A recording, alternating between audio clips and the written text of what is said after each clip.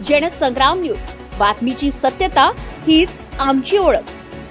निकृष्ट दर्जाचं काम करणारे कंत्राटदार बांधकाम सभापती राखी पांडेच्या रडारावर केलेल्या पाहणीत आढळलाय निकृष्ट कामाचा दर्जा, कामात मोठ्या प्रमाणावर भ्रष्टाचाराचे संकेत, कामाची मुदत संपूनही काम अजूनही प्रलंबित, स्वार्थापोटी जनतेच्या पैशाचा गैरवापर करणाऱ्या अधिकाऱ्यांवर होणार कारवाई। वर्धा नगर परिषदेद्वारे होत असलेल्या विकास कामाचा आढावा घेण्यासाठी नगर परिषदेच्या बांधकाम सभापती राखी वीरू पांडे यांनी प्रत्यक्ष कामाची पाहणी केली असता सुरू असलेल्या कामात मोठ्या प्रमाणावर कंत्राटदाराद्वारे कामात ढिलाई केल्याबाबतचे वक्तव्य राखी पांडे यांनी जनसंग्रामशी बोलताना सांगितले।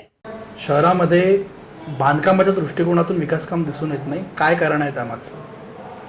तुमचा प्रश्न हा खूप उत्तम आहे। आजच या संबंधी आम्ही व्हिजिट दिली आहे। नमो विद्यान, महिला जरंतरण, शमशान घाट आणि वसंतशाळा येथे या ठिकाणी मी प्रत्यक्ष व्हिजिट दिली आहे। त्यामध्ये असं आढळून आलं आहे की काही कंत्राटदाराने जो कालावधी आहे तो कालावधी दिल्यानंतरही तो उलटून गेला आहे आणि त्यांनी ते काम अद्यापही पूर्ण केलेलं नाही आहे। त्यानंतर कुठे शमशानभूमी आहे, अत्यंत निकृष्ट दर्जाचं काम तिथे होत आहे। म्हणजे मी असं फक्त 2 वीट एकमेकाला घासली की त्या विटेचे 4 तुकडे झाले, अशा पद्धतीने कामाची अवस्था आहे किंवा त्या जे मटेरियल यूज करत आहे त्या मटेरियल एकदम निकृष्ट दर्जाचं आहे।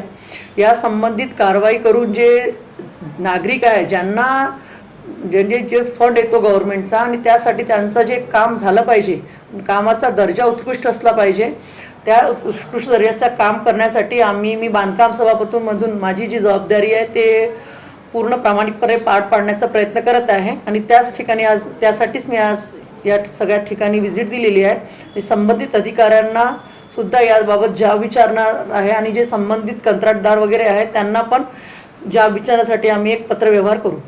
आपण म्हणताय की कालावधी निघून गेलेला आहे तरी ते काम पूर्ण झालेलं नाही, तर अशा कामांमध्ये किंवा निकृष्ट दर्जाच्या कामांमध्ये जो निकृष्ट दर्जा जो आहे हा सुधारणार की त्यांच्यावर कारवाई करणार?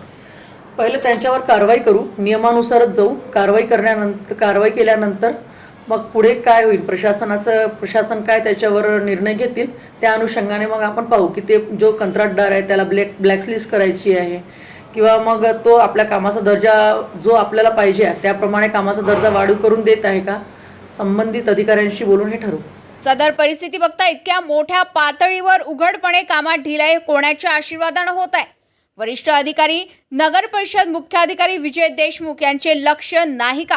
आणि आता बांधकाम सभापतीने स्वतः प्रकरण उघडकीस आणून दिल्यानंतर निकृष्ट काम करणाऱ्या कंत्राटदार व समाविष्ट अधिकाऱ्यांवर कारवाई होणार का? हे आता बघणे लक्षणीय ठरणार आहे। पलाश माटे, जनसंग्राम न्यूज, वर्धा।